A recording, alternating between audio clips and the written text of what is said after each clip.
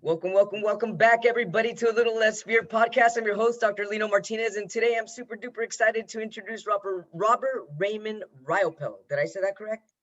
Pretty close. Riopel, you got it. Riopel, like a real pal, but Riopel. All right, got you. Yep. Riopel. He's been financially free since he was 32. He's a trainer of mindset, motivation, business, and a speaker, enthusiastic, and very ambitious. He feels that even if he could just help one person achieve their financial freedom, it would be all worthwhile, which I totally agree with you on that. He's also the author of the international best-selling book, Success Left the Clue. So please tell our audience what clue did success leave? Yeah. Well, there's so many that success have left. And because for the last 18 plus years, I've been blessed to travel around the world and not only share the stage with some of the top thought leaders in the world and successful people, but I've been able to then become a mentor to some of them and help them really go to another level. I love watching people. And so I pick up what's the difference between successful people and non. And probably the biggest one I would put people to is one of them that I put in my secret chapter of Success Left a Clue is choose to be happy. That's such a good one. Yes. It is. And I learned that from my first trip to India that I did about 7 years ago. I was there to do a training. And while I was there, I was being taken care of amazing, like I always am. And I had an extra day. And I decided I wanted to do some shopping. I wanted to see if I can find some nice stuff for my wife to bring back, new country. And so my partners, they sent their driver with me and one of their staff to help me navigate where we're going, figure out what I wanted. So I didn't get taken advantage of whatever, right? And as we're journeying, I love to get to know people. And I guess you get to know people because you're doing a podcast. Yeah, right? I love it too. I love getting people's energy and mixing energy with them. Yeah. And so one of the first questions I ask anybody that I get to know or I'm starting to get to know is I'll say, so what do you do?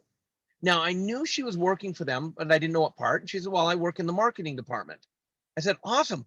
My second question is always, do you enjoy doing what you do? Mm-hmm. And it's amazing how many people say no. Right. And so if they say no, the third question is, so why do you do it? And the two most common responses I get are because either I'm good at it or I make a lot of money. And let me be clear right away. Wrong answer. Right. But yet that's what most people do. So she said she, works in the marketing department. I said, so do you like it? And she goes, I do right now. And I'd never kind of heard an answer like that before. Yeah, so, I do right now. Okay. Now? And I said, so clarify, what do you mean right now? She goes, well, I'm going to be getting married next year. And so I probably will then become a stay-at-home wife and that. And it's Lino, right? Is the first name? Yeah, Lino, you got it. Yeah. I can be a little clueless like most guys. I asked her, I said, oh, you're getting married. Where did you meet your fiance? And she looked at me and she goes, I haven't met him yet. We'll meet at our engagement party. And all of a sudden started kicking in an arranged marriage. Oh. And so I'm a naturally curious person. So I said, I've never known much about that. Can I ask you some questions? And she said, absolutely. I said, so, how does that work? She goes, well, in India, there's two types of marriages. There's arranged marriages and there's love marriages. I said, okay, so an arranged marriage. So you're going to meet him for the first time at your engagement party. When do you next meet him? She goes, on our wedding day. Wow. And I said, so how does that work? Does it tend to turn into love? How I said, I'm curious. And her answer really kind of amazed me. She goes, sometimes it does, sometimes it doesn't. And I said, well, how do you handle that? Yeah, great question. Well, she goes, I go to the advice my mom gave me. I said, what's that? She said, my mom told me that choose to be happy in your life. And then that way, no matter what situation you're in, at least you have happiness. But if you're waiting for it, right. And it brought me back to that we all have choice. Some people may go, I don't have choice. And it's like, yes, you do. No, this happened to me, or I had no choice. I had to do that. True. But there's an equation I love to teach people that says this. E plus R equals O. Now that means it's not the event that equals the outcome. It's the event plus how you choose to respond to the event that's going to equal the outcome. So when she said choose to be happy, I went, what a brilliant way of looking at a response. Because even in some dark times in your life where you felt you had no choice, you can say, you know what, I'm going to choose to be happy and still have a good life. So how can somebody choose to be happy if they're just feeling down in the dumps? Let's just say, you know what, it's been 2 weeks, my life sucks, I'm feeling crappy. How can you just tell me to choose to be happy? I can't just choose to be happy. Yeah. Well, one is start looking at the good things in your life. Hmm. I'm a big believer in having a success journal. Every day Yes. when I wake up, the first thing I do is I write down 5 successes I had from the day before. Now, over the years, that's morphed to where I write down 5 successes and or gratitudes. Great. What you focus on expands, and so you great universal principle. So if you're focusing on what's good in your life, you're gonna get more of it, even if you're down.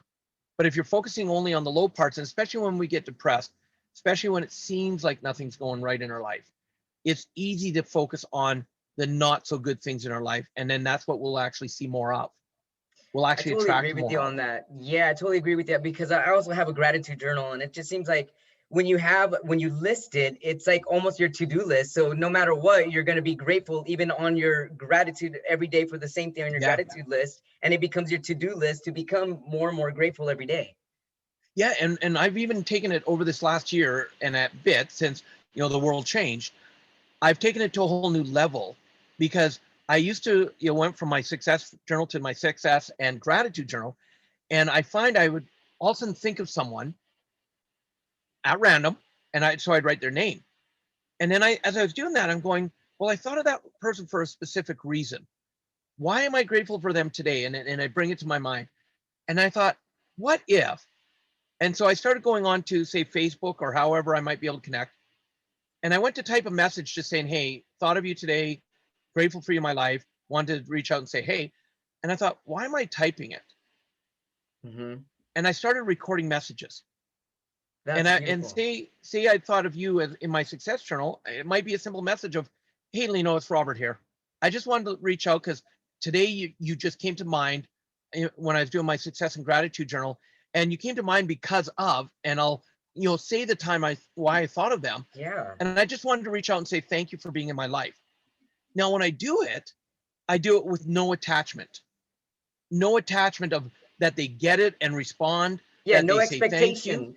Exactly. And a lot of them I don't ever hear back. But what's cool is the ones that I do, and all of a sudden they're like, wow, I needed that today. Or thank you. I've been thinking of you too. And some of them we've made reconnected after years of not necessarily being connected because life got so hectic. And then so that's one way I've kind of transformed how I do things. But the other is, especially when you're feeling down and depressed, Hmm. research shows is that most depression, unless it's chemically induced, and I Hmm. heard you say you're a doctor, correct? Yes, in clinical psychology. Okay, so then you can back this up or tell me I'm full of crap. You're But not. You're right a on. lot of times, they say that a lot of people, unless it's chemically induced for depression, is because they're focusing so much on themselves. Hmm. And that spirals because they now think about what's going wrong. And so the other thing I encourage my students to do, and we started doing this, is I said, especially in this time, they call it social distancing. Hmm. To me, that's the worst thing it could have been called. Physical distancing, fine, to keep safe. But now Yes. more than ever, people need to be social. And one of the Yes. easiest ways to get out of your own head and out of your own way is to help other people, even Absolutely. if you're not feeling like it. So I said, let's do a simple experiment. Every day at random, just message or call out to 3 people and ask them 3 words. How are you? And then just let it go from there. Such a And virtuous when we, action. I love it. and all of a sudden people started reporting back to going, as I'm talking to other people and getting sparks in their life, I just started noticing I started feeling better. And I'm like, and you don't do it to feel better. You do it to be of giver's gain, I call it. Hmm. Because when you're going to give for just the ability to impact and maybe help someone, then what you benefit is not the reason you do it, but what you benefit can be mind blowing. Oh yeah, absolutely. And you're just gonna keep it coming. The more you give, the more you're gonna get. Yep. Yep. I'm really interested to know about your financial success. You became financially free at 32, which is very, very young, and with a lot of student loans out there right now and everything, and loans to get a house, or even I'm living in California, and to get, I mean, I'm living in Pasadena. To even think about getting a house out here is like, whoa, that's crazy. So Yeah. I'm really curious to know, how did you clear your financial debt? How did you do that at such a young age? Yeah. Well, I first of all being willing to admit that I needed help, right? Yeah, Uh, that's a good one. A lot of people are not even willing to admit that, and they just get because yeah, deeper and we've been deeper into a taught. hole. Yep, you got to be strong. Don't ask for help. And unfortunately, the school system teaches us to have to try and figure it out on our own so much. Yeah, I'll And say. so when we get into the real world, all of a sudden it's like, no, I can't ask for help, Hmm. or I can't do what someone else is doing because I'd be cheating if I modeled their way. And so we wonder why we struggle. That's a whole rabbit hole we could go down. But my wife and I, and I'm very blessed, my wife and I, we met when we were 13. We started dating when we were 16, and we got Oh, that's married when we lovely. were 19. That's And we beautiful. actually just celebrated our 32nd wedding anniversary. Congratulations. Yeah, thank you. And when I was taught growing up, work hard and stay loyal to a company when you work for them. And both of our families were, you find a job, whether you like it or not. What pays you the most, gives you most security. That's the job you do to take care of your family. Uh-huh. So even if you hate it, you do it. And to me, that's no way to live. No, But that's not the way to be happy. that's well, and that's what I was taught to do. So that's what I started doing. When all of a sudden, by the age of 21, I'm now being laid off from my third company that I thought I was going to work a lifetime for. Thank goodness it happened then, because it taught me a message, that no matter how big the company is, I'm just another number. That's right. And, in decades ago, it wasn't uncommon for someone to work for a company for 40 years. But in today's instant society, research shows that the average person will have 5 to 7 completely different careers in their lifetime, That's crazy. right? Yeah, and So school here doesn't we teach you are. about that. Nope. So here we are. I'm being laid off. I'm fairly newly married. I'm still a newlywed. And I'm like, I go out and look for a real job. But we're in an economic downturn in my province because oil prices are down. And where I live, if oil's down, there's no work. And Hmm. I look for that real job. And out of necessity, I start delivering pizzas for Domino's Pizza. And I actually start making more money doing that than I made in my real job. Wow. From there, I was able to become a manager. My wife became my assistant. And all of a sudden, a year and a half later, we're qualified to be franchisees when we find out our franchisee selling his 2 stores. And we're stressed out because we know the managers are automatically let go because the new owners come in and want to do things their way. So my Right. mindset went, we better start talking to other franchisees and find new stores to manage. And my wife's like, why would we do that? I said, what do you mean, why would we do that? She goes, why don't we buy the store? And I looked at her and I'm like, because we don't have money. Uh-huh. Right. But what we do have is we have passion. And so we started learning, how do you buy a business if you have no money? And it took about 4 months of making a lot of mistakes, but we learned every single time something new. We ended up actually being able to buy both of the stores he had for sale, and we did it with no money of our own. What was one of those mistakes that you were able to overcome? Oh, like hey, say you were looking for the money, and Mhm. and you needed a loan, and you came to my service, and all of a sudden I'd say, Lino, I'll tell you what, I have the investors. They're going to be a little bit higher interest rate, but I guarantee you I can get you a loan, but you have to pay my upfront fee of $1,000 first. So we'd pay the fee. A week and a half later, oh, sorry, none of my people are willing to lend you the money, and the fee's gone. And I won't say we weren't upset. We were, but we realized there was nothing we could do because we'd signed contracts and all this, and they had little clauses. But we learned something new every time. And our bank, we had stayed away from them. One, because we didn't have enough confidence to approach them. Hmm. But two, we couldn't get an appointment with our the business manager. Hmm. And so it's about 4 months in. We've made a lot of mistakes, but we've learned, and we now know what to say, what not to say, and we're confident. Hmm. And we're in talking to our bank manager, who loved my wife and I because she knew we were hard workers. We're only 23 at the time. And Wow. we're in her office. She goes, and she'd helped us buy our first house. And she's asking how things are going. We said good, but we just can't seem to find anybody to finance the store. And she goes, well, have you talked to Grant? And we're like, no, we can't get an appointment. She's like, pardon me? Well, we get no call back or anything. She says, come with me. Mm-hmm. And she takes us by the hand and walks us across the bank, knocks on his door and says, Grant, this is Robert and Roxanne Riopel. They're great kids. They're looking to buy a couple Domino's pizzas. Take care of them. That's wonderful. That's so awesome. Yeah. Big note to your listeners, be great, have great relationships with your bank. That's a good one. Get to know who the managers are. Don't just be a client and only hear from you when you're grumpy. When you go in, you be like, I'm serious, because that introduction, he sat us down. Yeah. And we're talking, and next thing you know, because we knew what to say, how to say it. We knew that we wanted to buy assets, not the company, all this. We ended up getting 100% financing for both stores. No money of our own needed.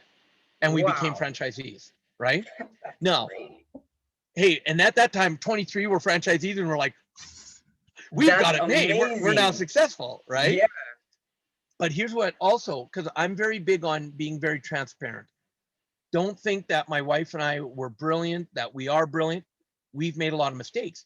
See, we knew how to run a store, but we learned very quickly we didn't know how to run a business. We'd never been taught that. Yeah. And here was our business formula. If there's money in the bank, we must be doing okay. Mm-hmm. We didn't know about profit loss. We didn't know about balance sheets. And after 2 years, when we finally got our accounting caught up, people looked at us and go, how did you make it 2 years? You guys should have gone bankrupt. Wow. And we were like, well, we didn't know what we didn't know, and there was money in the bank, and we were able to make it happen. Yeah, and you just kept going. We did. And we were franchisees for 9 years in total. And we started doing pretty good after the 2 years. And we started making pretty good money. But our mindset, our understanding how we were raised, we started spending more money than we were earning. And by the time we were franchisees for 8 years, we're over $150,000 in debt and going down quick. Oh, man. Financial stress is got to be the worst. Oh, yeah. And that's when we were introduced to personal development. We ended up in a 3-day weekend that not only we understood how we got in debt, we took responsibility that we created it. And more importantly, we learned practical skills to get us out of debt. One being simplify. See, we had all the toys.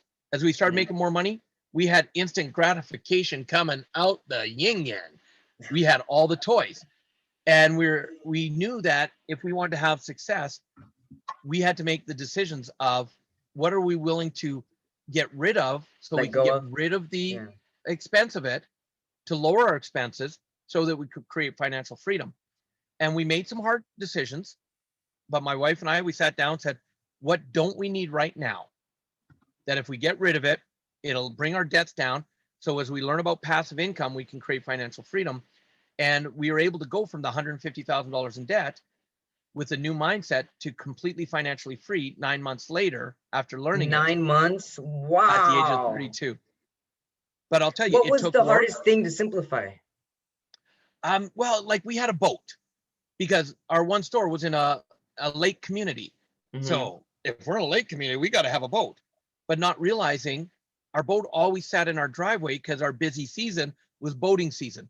So it sat there with all the expenses. So we sold the boat. We had 2 cars. We were working 7 days a week together. We only needed 1 vehicle, but we had 2 cars and all the expenses. So we sold one of the cars and reduced our expenses. We really started cutting out what we didn't, maybe we wanted it, but we didn't need it. And because of those tough decisions, today, we could own any boat we want. But what's interesting is we realize it's now cheaper to rent a boat for when we use it and get a new boat than trying to own one. Exactly. So little things like that. Yeah. So it sounds like you also had to let go a lot of like ego as well. Yeah, and I want people to understand, everybody has ego.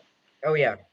We just learned how to use it here's what I say, when I'm on stage and I'm teaching 1,000 students, I'm there for them. So there's no room for ego. Hmm. But if I try to suppress my ego or try to say I don't have an ego, then it's going to come out in weird ways when I don't want it to. So Right. what I've learned over the years, this is another clue, is because if you acknowledge you have ego, find a way to allow it to have its space so it comes out in a healthy way, so that when you Yes. don't want it to show up, you can. And for me, video games. You know, if you and I get into a game where we're playing against each other, I'm taking you down. Because for me, that's a safe place for my ego to play. That's awesome. So that when it's time for me to be present and be there for the other person, I can be. And So I'm you have not a worried very about healthy ego. outlet. Yeah. And it's come with years of learning and years of practice, I gotta say. So what other clues did success leave? We've got happiness, we've got leaving, making a gratitude, grateful, achievement, success listing in your journals. What other clues did success leave for you? Well, the big one is most people, one of the reasons they struggle is they see a system that works and they know it works, but their mind goes, I can't do it that way. And they reinvent the wheel. And so the clue is simply, if you want to reinvent the wheel, do it later. Do it later. Get the success first. Follow the system. Get the system, the success the system can give you. Once you're successful, if you still want to reinvent the wheel and change it, then go ahead, because at least you have the success. That's wonderful. Wow, thank you so much. So what motivates you? Like what inspires you? What keeps you going every day aside from the journal and writing that you're grateful and that you've been awesomely married for 35 years? What else keeps you motivated? That I'm living my passion, that I get to do this. I get to meet amazing people like you. And if Thank I you. can even help one Likewise. person, our conversation, we don't know who it's going to impact. I know that's the most But beautiful thing about this. That's it why I is. love what I do. Yes. And because I meet so many people who don't enjoy what they do, is how can I help them? My mission in life is to guide and assist individuals in not only identifying, but living their purpose with passion. Because Yes. when I can do that and I can see the light come on in their eye, that fulfills me so much. How And can that's why I do somebody it. find what they're passionate about? I've often spoken to people about this, and I get the same question from a lot of people. Well, I don't know what I'm passionate about. How can I find that? What kind of Yeah. advice can you give people that don't know what their passion is? Just start looking at what they enjoy, because that's your passion right there. If it's something that you doing and all of a sudden you lose track of time, that's a clue to your passion. That's a clue right there Yeah, that it's when your you go in the passion. zone. Yeah. But then of course the question comes up, well, Robert, I can't make money doing that. I have to earn a living. Right. Um, I'm going to disagree. See, one of the things I've trained people on is not only how to find their passion, but then open their mind to how they can make money doing what they love. So Hmm. now they wake up in the morning going, yes, instead of waking up in the morning going, I don't want to go to work today. I hate what I do. Big difference. What's a success story you can tell our audience about? Somebody you've helped, somebody you've encouraged, someone that you were a leader to. Oh, so many. Where do I start? The first one that came to your head. Well, actually, one of my students who just did a post where she celebrated that in spite of what's going on in the world, when I met her, she was struggling. Her boyfriend at the time, they were stressed out and struggling. Because of what I taught them, they decided to start following their passion, and hers is to work with other women, what she calls alpha women, the ones that know what they want and Hmm. are willing to go for it. And they met us in a restaurant after training, and she was blown away that I'm the same person she met on stage, because that's one of my pet peeves. Be who you are on the stage, off the stage. Don't try to be one way on one place. And you wouldn't believe in the training arena how many people who you see on the stage, it's not them. And so I believe it. we were sitting there having dinner with business associates after an event, and all of a sudden they were sitting at another table, and she came up. She's like, "Hi, and I don't want to disturb you." And I'm just like, "Hey, how you doing?" And we had a great conversation. And then she talked about how it inspired her, and I ended up being on her boyfriend's podcast a couple months later, and thanked us, and all this. Well, and then we lost track for a while, and all of a sudden someone said, "You need to reach back out to her. She needs to tell you something." And I'm like, "Okay." So I messaged her, and she responded right away, but she was a little hesitant, and I understood why later, because she wasn't sure why I was reaching out. Because from our talk, they went from living in their vehicle to all of a sudden over a 5-year period, getting up to where they did $1 million in business. What? Wow. To having their very first $1 million month. Wow. To, she posted 5 days ago, they've already hit 10 million this year. Oh my goodness. And How when does we that had our make you conversation, feel? and to me, that's nothing. Like right now, I'm lit up. I got goosebumps all over the place. Because how does it get any better than that? When someone says, remember you said this, here's how it's changed my life. And another one that came to mind, have you ever heard of the company Mind Valley? Yes, I have. Okay, Vision Lakiani. He's the founder of Mind Valley. 2009, I'm hosting an event where he's one of the guest speakers. And they're amazing, amazing company. I'm the host, so I get to meet everybody in the green room. And in that same lineup, there's the Dalai Lama, Sir Richard Branson, F.W. de Klerk, Stephen Covey Sr., Barbara DeAngelis, my buddy Les Brown, Vishen. There's about 18 or 19 amazing speakers. So I'm getting to meet them all in the back green room. And I'm talking to Vishen and we're having, I'm like, man, you just nailed it. You were amazing. I loved your training. And he's taking it, and then he stopped and he looks at me, he goes, you don't know who I am, do you? I'm like, are you kidding? Mind Valley, I've been doing research. He goes, no. He says, you don't truly know who I am and how you, Robert, changed my life. Wow. And I'm like, pardon me? He goes, and this was in 2009. He says, last May of 2008, I was in your audience in Kuala Lumpur with 4,800 students. He said, my company, we are losing $15,000 US a month. I had 15 staff members. We were struggling. I brought 9 of them to the event. He said, the first day we were going to leave because I'm like, these guys are just going to try and sell us something. He said, but I decided to stay for the 3 days. He said, at the end of the 3 days, he said, you had so changed my life. He said that was in May of 2008. He said, by December of 2008, we had our first $1 million month. And he says, and today I'm here because of you. And you don't even know you're the one that changed my life. And today his company's worth about $60 or $70 million. And he calls me his mentor. Wow. How did that feel for you? That I wouldn't know what to say. And it's humbling. Absolutely. Because if I was an ego, it'd be easy to get caught up and go, oh, I'm all that. I'm just me. And doing what I love, if it inspires people to believe that they can do what they love. And that's one of the greatest joys right there. Would you say you were born with your personality as driven as you are? Would you say that, or would you say that it was developed over time? Oh, absolutely developed. I'm a naturally shy person. No way. And I am, but to hide my shyness, and you might be able to relate with this because a lot of people are this way, and especially with the work that you do, to hide my shyness, I become outgoing to cover up that I'm shy. Yeah, I'm the same way. But I was taught to live inside the box, don't question things, do as you're told. And it was my wife who we say corrupted me in a good way. I was innocent until she came along, and she started teaching me how to think outside the lines and how to think outside the box, and not to quit just not questioning, if someone said this is the way it is. She taught me how to figure out for myself. And I have no problem saying I would not be doing what I do today if it wasn't for my wife. See, if it was up to me, I would be comfortably miserable in a job. Wow. My wife's not willing to let me play smaller than I am. And even if it means kicking me in the ass to live up to my greatness, that's what she's willing to do. And because of that, I get to have the life I have. And it's a gift I now give her as well. And that's what we do back and forth. So.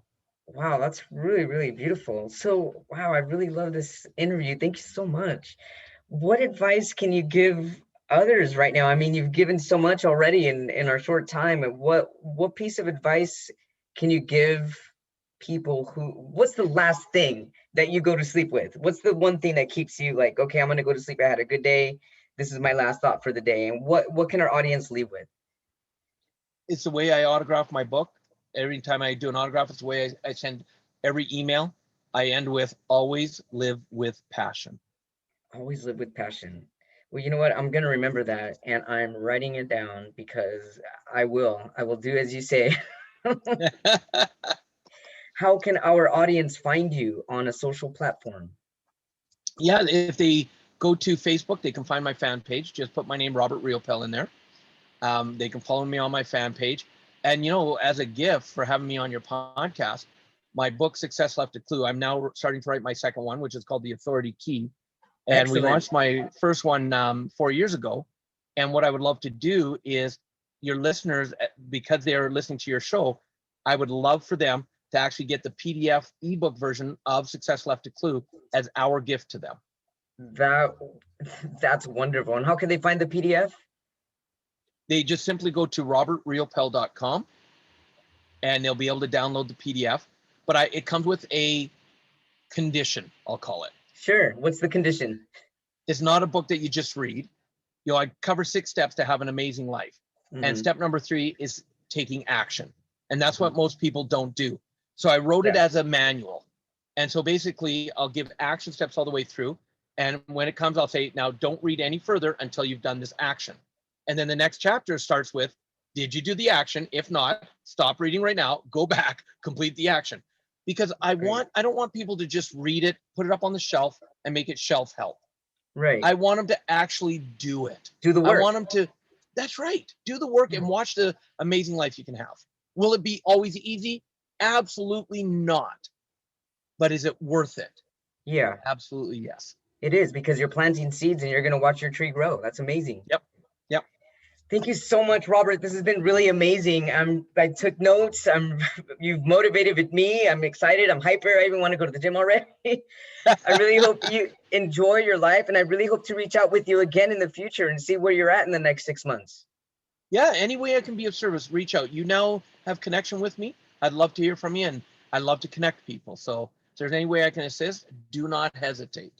Thank you so much. You're really a Buddha jewel. You really are. Thank you so much. And many blessings to you and your family. Thank you so much. Thanks for being on A Little Less for your podcast. Take care.